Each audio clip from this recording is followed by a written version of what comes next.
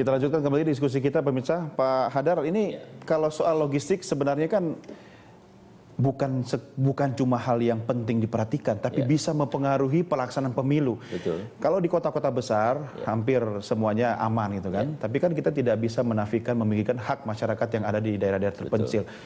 Apakah menjadi persoalan khusus ketika musim, waktu, cuaca itu harus diperhatikan secara detail? Jadi saya kira itu akan jauh lebih baik karena tadi kalau logistiknya tidak tepat waktu sampai, maka tidak bisa dilaksanakan pemungutan suara.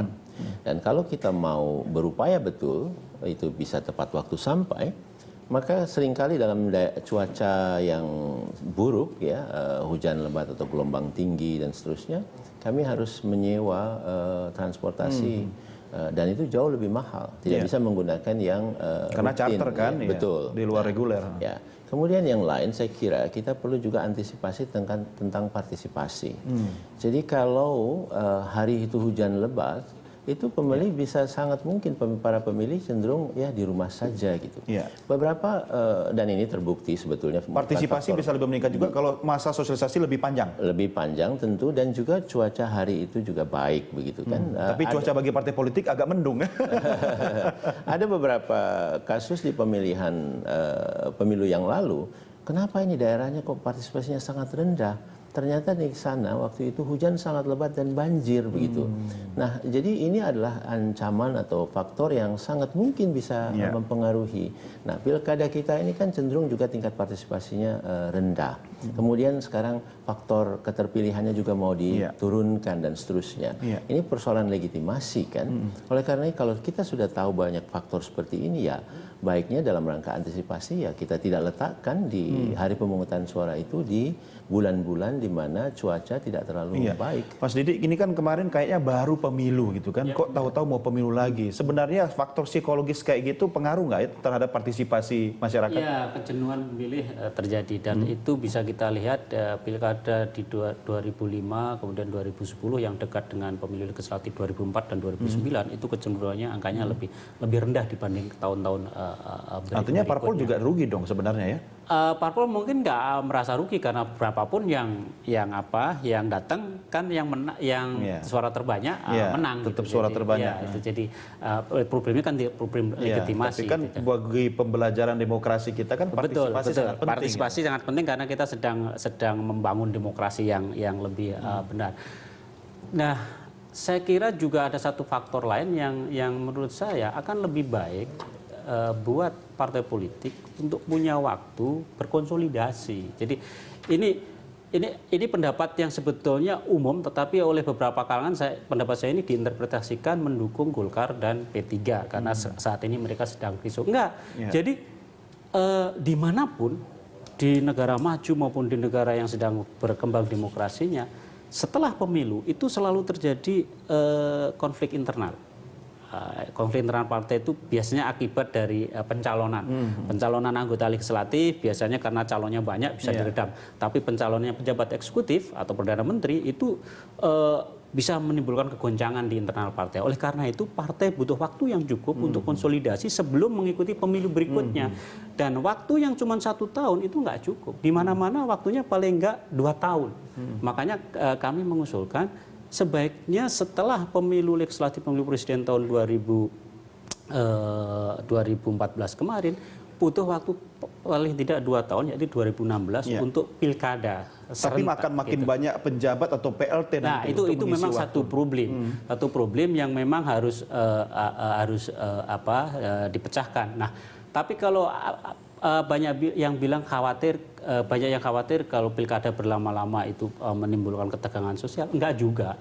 Dari 2003 ke 2005 itu kan banyak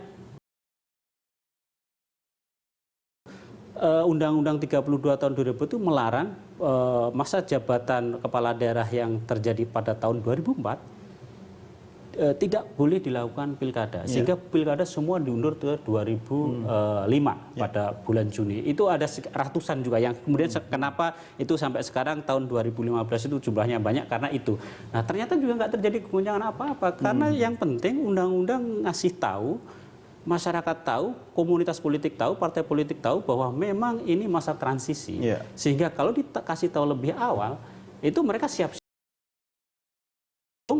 Ya, tergantung keputusan undang-undang kan.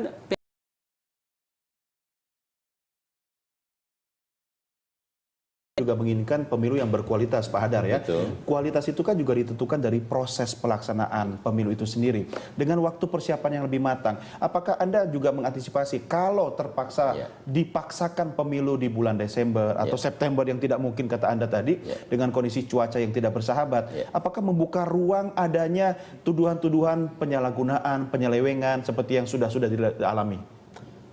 Ya, sangat mungkin karena memang nanti ada alasan ada yang tidak puas, kemudian KPU di alasan terburu-buru, seret-seret, ya. Kemudian kami pun juga agak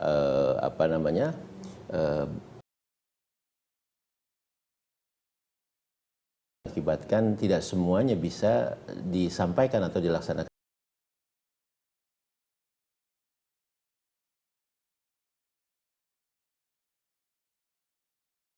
Sudah diingatkan dan seterusnya. Nah, ada isu lain yang sebetulnya menurut saya juga penting terkait dengan penjadwalan ini. Nah, kita semakin hari, semakin kemari itu seharusnya memang meningkatkan kualitas penyelenggaraan pilkada atau pemilu kita. Dalam hari ini di kasus atau di wilayah tentang penegakan keadilan pemilunya. Nah, ini kan ruang sengketanya pasti ada. Misalnya penetapan kami tentang calon misalnya. Nah, kemudian nanti tentang hasil misalnya. Nah, di dalam undang-undang ini sudah diatur jadwal-jadwal tersebut. Dan kami tentu harus memperhatikannya.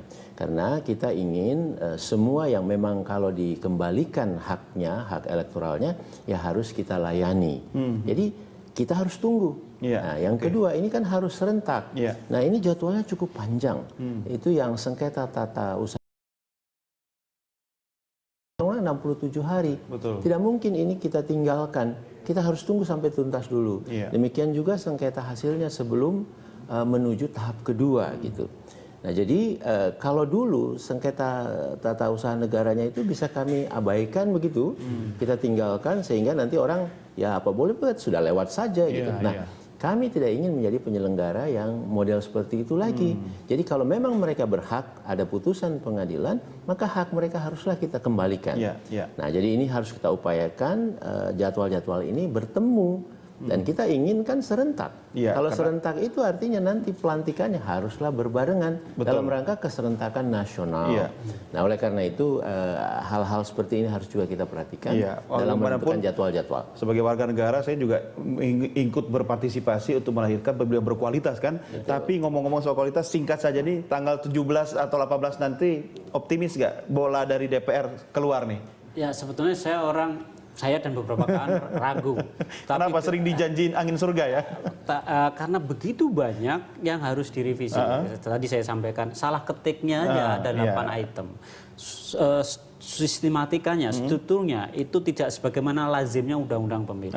Substansinya banyak sekali masalah. Tadi Pak Hadar menyebut soal peradilan tata usaha negara dan pengadilan untuk sengketa hasil.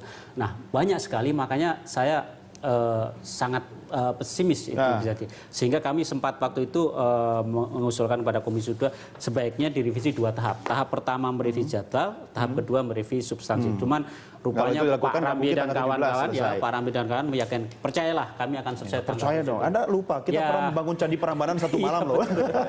Baik, Mas Didi, terima kasih bersama kami, Pak Hadar, terima kasih, selamat bertugas, sukses benar berdua, dan pemirsa demikian diskusi kita pagi ini. Kami segera kembali dengan berita lainnya.